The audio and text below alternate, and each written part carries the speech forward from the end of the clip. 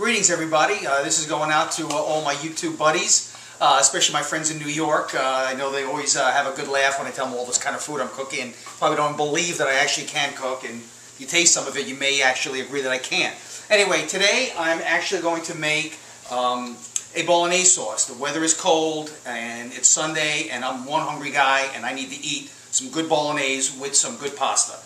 So anyway, I was going to talk a little bit about the ingredients. I've got a few things cooking in the background. First off, pancetta. You need some real good Italian pork in this. Now, of course, when I went to the pork store, I pointed to the man in the counter to give me some gefilte fish. He turned around and said to me, "That's pork, mister. That's not gefilte fish." I said, "I didn't ask you what it was." I said, "Just give me a couple pounds of it." Anyway, so I've got ground pork, ground beef, whole Italian tomatoes, tomato paste. Right now, cooking the pancetta, it's going to be some good red wine that you want to be able to drink, not the stuff that they say is cooking wine. I'm going to need some chicken stock. Also, really, instead of chopping, I actually used a food processor for carrots, onions, and celery. Okay, guys, it's Brian again. And I just wanted to show you a couple things that are cooking right now. Over here is the pancetta cooking, and it's trying to really brown that up real good. Also over here, it's the mushrooms, and pretty much salt and pepper, and we're really good to go. I'm back. I'm actually taking the pancetta that's pretty much rendered down and cooked, and I'm getting it out. I'm back again. I'm actually now going to add some garlic and my vegetable mixture here into the hot pan that had the pancetta. We're going to saute the garlic for a little bit and get that a little bit crispy going on here, get a little crisp going. And once this is done, we get the vegetables in there, and we're getting very close to the meat. Also, it's getting close to 12 o'clock, so I'll probably have a glass of the wine because it's 5 o'clock somewhere. Okay, my garlic is getting pretty brown over here, starting to smell the flavor. I know you can't smell anything, but I'm enjoying the flavor. Here comes my vegetable mixture. That's going right in there now. And get that browned up, cranking up the heat. And you can probably hear that going. See how this all turns out.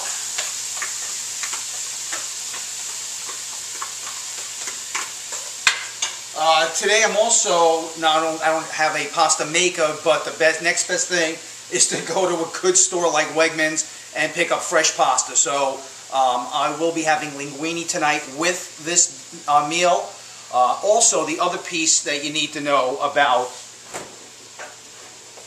any really good Italian cook will tell you, any kind of sauce, ricotta cheese. You want to actually get a nice scoop of that in your guys. As I'm adding ingredients, I'm just kind of letting everybody know, I got some fresh thyme from the grocery store, and I'm just actually putting some rope on this thing and browning it. Also, I had some herbs out on my outside deck that still are alive, so I chopped up some of that, some fresh herbs from the garden, and I'm going to use some dry herbs also. Also, a couple of bay leaves are going to go in there at the end when I put the tomato sauce. Okay, guys, my vegetables are almost done, and I'm going to actually get them out of the pot. I want to do the meat separately and get some fragrance in there and some aromatics, but I'm taking out my vegetables. Okay, this is going to go out to my buddy Paul, who has turned me on to Greek olive oil. This is absolutely fantastic cooking oil. It's got a lot of flavor. I do like some of the Italian for maybe using for dipping and things like that, but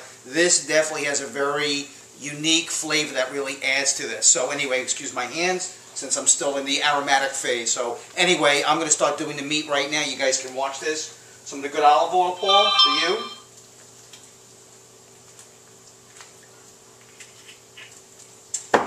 And the meat. Now, by the way, guys, my hands have been washed 30 times, and since no one's coming here to eat from me, except me and my family, nobody's overly complaining about me not having gloves, and I'm not opening up a restaurant as of yet. So, pretty much I'm going to get the pot a little hotter. I still actually have the sage in there because the sage really wants to be sauteed and really get that flavor into the oil. So that's still happening, and my meat is going in momentarily. So hold on to that. We'll take this out for now. Get some of this meat in here. Okay, guys.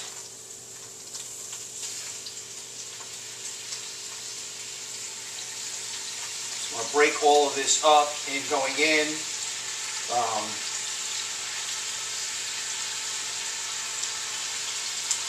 And once this goes in, again, gefilte fish. Remember, gefilte fish. Okay, guys, I am now behind the camera. I'm just going to bring it in nice and close. I'm going to have to change a battery on here. But to make a long story short, you can see the meat is pretty much almost done. I've moved my vegetables and pancetta in another pot. I'll be mixing them soon. The main thing here that you want to do, and I want to do, is I want to get rid of all that fatty, nasty oil because it's going to definitely ruin the taste of this. Okay, guys, I'm back cooking my red wine. That's already deglazing my pot.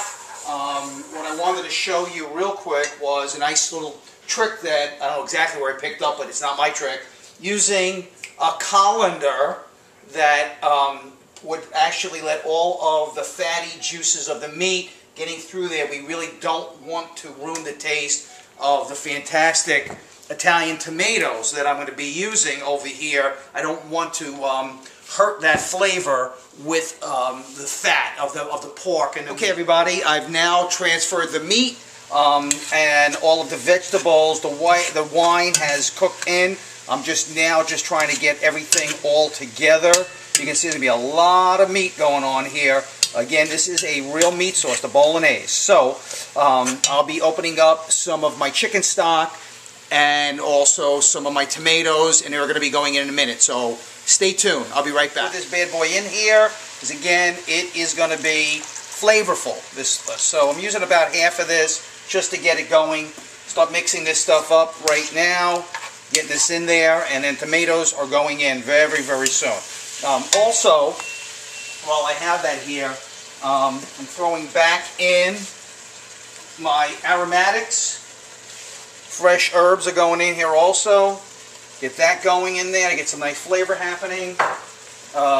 Little pepper. I peppered it up before. I get a little bit more going on. A little bit of salt. You'll probably have to actually season it again one more time. I'm going to throw a little bit of Emerald's mix in here. It's got a little bit more flavor going on. And I probably will actually kick it up a little bit with the red pepper flakes. We all like it a little spicy in this house. So let's get a little kick going on there. Again, here it is. Italian peeled tomatoes. I really like this. And also, I don't know if you guys can get these brands by you. This chunky crushed tomatoes. This combination really is excellent.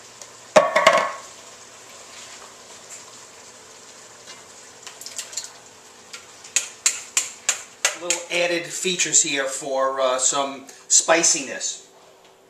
Number one, nutmeg. Very secret ingredient in bolognese. I happen to find some fresh nutmeg that my daughter probably bought, and so I put probably a half of a nut of nutmeg in there and just ground it up and put it in there. Also, what I understand is a lot of the really good Italian chefs in some of their recipes do use ketchup, believe it or not. So again, put a little bit of ketchup in. How much? Maybe 2 tablespoons, just to get a little tiny sweetness going on in there. Again, I tasted it. Put a little bit more wine in there just to get a little bit more bold flavor going in there. And that seemed to help. It's going to have to simmer here for a little bit. One other piece that I did is very dear and close to my heart. Hopefully you can see this. Pitaluga sauce. I had a little bit of this left in there. I'll be heading back to my favorite store to get another bottle of this. And this also has some horseradish, some other things going on in there, just to give it a little flavor. Just more of a personal touch, but pretty much you can get any decent recipe online on how to make this. And again, this is just a little fun, something going out to my buddies out there that do enjoy cooking and enjoy eating like myself. Hopefully we'll all get together real soon and have some fun in a nice restaurant, or hopefully maybe we'll have a cook-off one day.